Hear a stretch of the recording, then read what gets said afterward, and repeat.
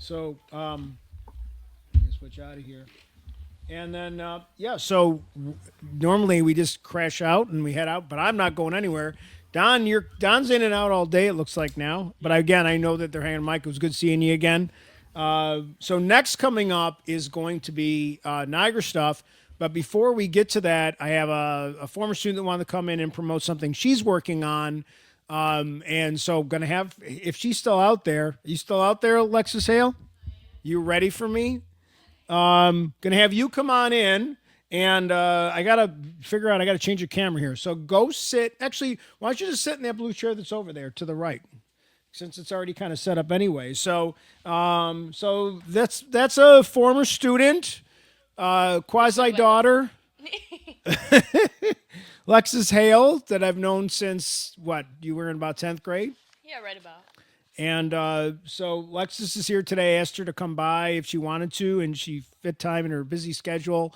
And I'm gonna say, like, you have a nice connection to Emerge, because when we were still on Military Road, we were playing around with some different ideas, the way to make Emerge successful, and we tried for a little while music lessons. Yeah. And you came in for a little bit and did some music lessons. And then, we just, everybody, that really didn't end up being a great fit for us in the building. But I appreciate the fact that you gave it a shot, and you made a little bit of money doing it, and not a lot, but you made a little bit on It the was a good side. time. And but that leads to what you're going to school to be a music educator, right? Yes. So talk about just introduce yourself, talk a little bit about yourself, and actually adjust the mic because you are a vocalist. So bring it closer Oh, to your there face. we go. Just kidding. Maybe not. Do you need me? There Yeah, that's we pretty go. I figured it out. good. Okay. Yep. Well, hello, people out there. My name's Lexus. I actually just graduated in May from Buff State. I went for music education and theater performance. And I'm here to talk about my first show post college, which is awesome and amazing. I do have a unique relationship with Emerge because I feel like I have seen everything since it was a thought almost. I've been around a long time and maybe not in the building all the time, but enough to where I knew what was going on and I was excited about everything that was coming your way and everything that is in here today. Well, I appreciate that. I mean, I think like we've interacted a lot, and one of the things that I wanted to do. Oh, I put the wrong camera on. One of the things that I wanted to do was, once I retired, in addition to what I do here with Emerge and Random Media, was to do some theater stuff, get back into theater, because obviously that's how you and I really became connected with at Niagara Falls High School, was be through theater. And so then I said, you know what, I want to get back into technical theater because I really enjoy that. And you sent me a message the one day that the theater group that you're working with right now is doing a show and they needed a set of tech hands. So I went and joined their build crew. So I've been doing a lot of build crew, which is something I always did it for Niagara Falls High School, but I never did it with a professional company. And now I've got two under my belt, and this one, Ujima, is just a really neat location up in Buffalo, and I love the nature of the program, of the way what their focus is and what their vision is. And but why don't you talk a little bit about Ujima? Talk a little bit about the show. Alrighty. Well, Ujima is a wonderful theater out in Buffalo. The people there are awesome. Everything that they stand for is amazing, and everything's just completely ethical. It's a very welcoming environment. If it's down on Plymouth, if anybody knows where that area Yeah, about it's is. probably like maybe like a 3-4 blocks from the Armory up in Buffalo. Yeah, right about. There's a bunch of stuff over there. It's super nice, and we're doing Godspell right now. If that excites people at all, Godspell is a show about community told through the story of Jesus and his disciples, and there, without saying too much, it's a very free and independent, I would say. I would describe it as like almost a artistic liberty driven show in a way that gets the story across and really makes people leave feeling good and gets the message across that we need to. Well, and obviously, if people don't know much about the show, it's Godspell, so it's based on the Gospels of I forget which apostle. I think it might be a collection of different Yeah, apostles. it's a bunch of them, and it's basically it's hard to even describe the show. Every time somebody asks me what it's about, I'm like, well, you could go with our version, which is leaning more towards a community kind of environment. So our moral is community and how people can come together no matter what the circumstances are and just kind of mesh together and come together and form a community. Well, Godspell's been around a long time. I think it came out in the early '70s, and there was. It's always funny because it was like sometimes movies come out and there's two movies with the same plot, like Ants and what's the other one? I forget the other one. Bugs Life, Yeah. and they come out at the same time. I keep hitting the wrong camera, and I'm only 5 hours in, 4 hours into the pod. That's not good. But there's movies that come out at the same time and they have a similar thing. Well, that was kind of what happened with Godspell and Jesus Christ Superstar. They're both very. This one is more. It's like where Jesus Christ Superstar is like literally he's saying have stuff right out of the Bible. Yep. Like where they're singing songs, the timeline is the last week of Jesus's life, etc. Where this show's a little bit more obscure in terms of the way it handles it. They never say that he's Jesus per se. Like it's just more of it's supposed to be more philosophical versus the other one is almost supposed to be more like historical. I know it because some of the songs that are pretty well known, like Day by Day. What are a couple of the other songs that I'm not thinking of offhand? We were just talking about actually we were doing the choreography for Beautiful City today, Okay. and we were talking about how that song was not written at the time of the rest of the musical. So if you were to listen to the soundtrack, it sounds completely different. But Steven Schwartz wrote it during a time I'm not exactly sure of like the timestamp. I would have to look it up Right. to exactly say 100%, but it goes on like a time where there was trial and tribulation, and so they Right. were like, we should write this song after this musical was done, and unironically it's my favorite song and the most well-known song. I think it. For I mean, outside I people. do think it's. I mean, I like a lot of the songs in this. There's a few songs I'm not too fond of, but most of the songs in that show I really do like. I did it again.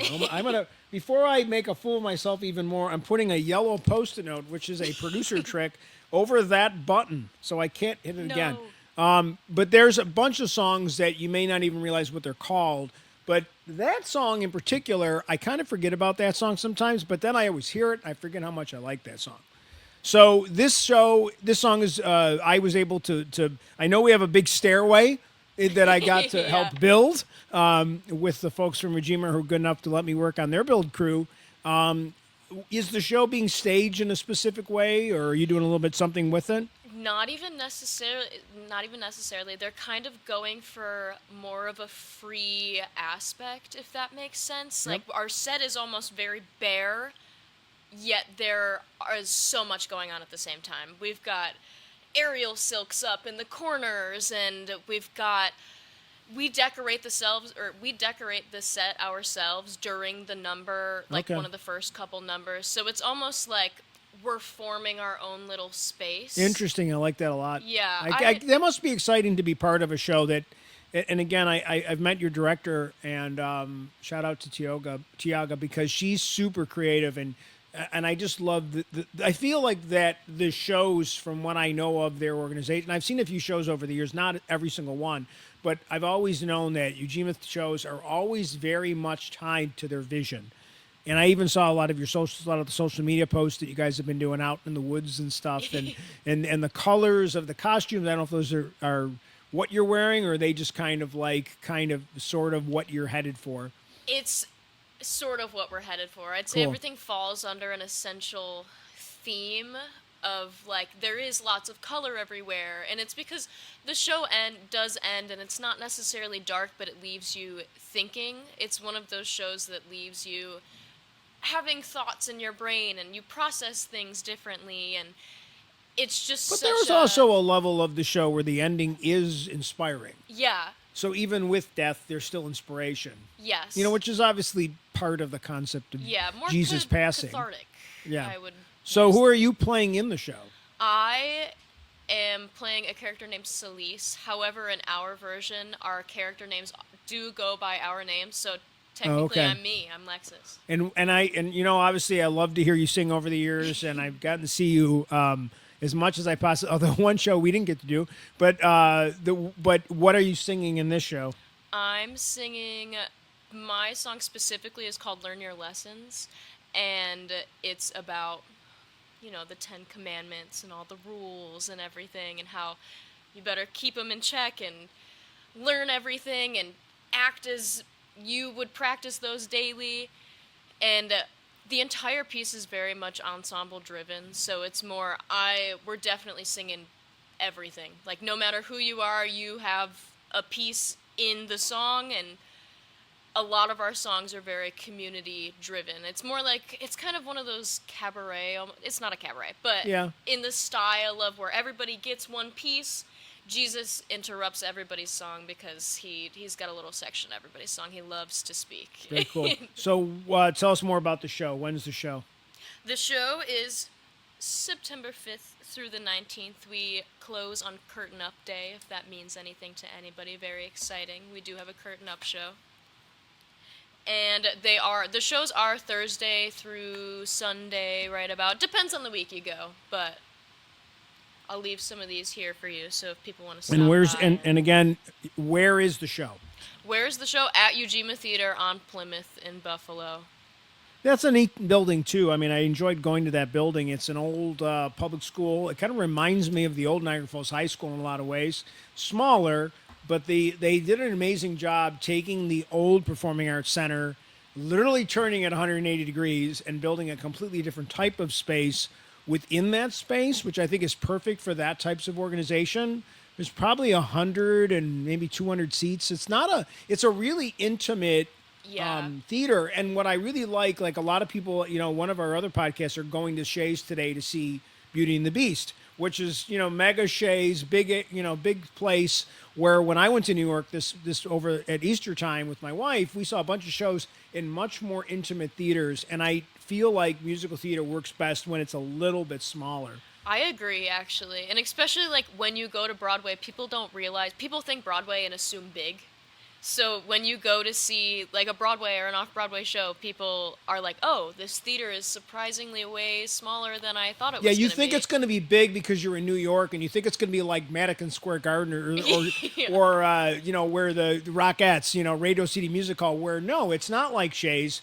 First of all, from a financial standpoint, you couldn't sell 7,000 seats every night and then stay Still open make- for yep. 20 years like, Phantom of the Opera or Lion King or something like that. You do need to have a smaller theater, and they're all probably smaller than most people's high school auditoriums, but obviously the stage is not smaller. The stage is huge and for most cases, but I'm really looking forward to this.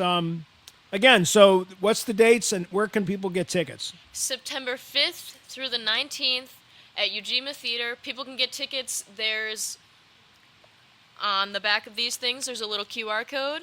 I have a link that I can send you. Yeah, if you leave the card with me, I'll put it up on my socials. The poster will be here in the lobby, so hopefully from people coming by, I'll be there. I have one free ticket because I worked on the show, but I'm not going to come by myself. heck yeah. Christian's actually very excited. He wants to come see you again because we enjoyed seeing you in Ride the Cyclone, Yes. which you did at Buff State, which was kind of like not really your graduation show, but it was It was my ticket out, almost. Yeah, it was kind of like, and that was a tremendous show, and that's a fun, quirky, fun show, and I really had a good time seeing you on that show. And I will say, at Ujima and for Godspell, I'm doing a lot of things I've never done before.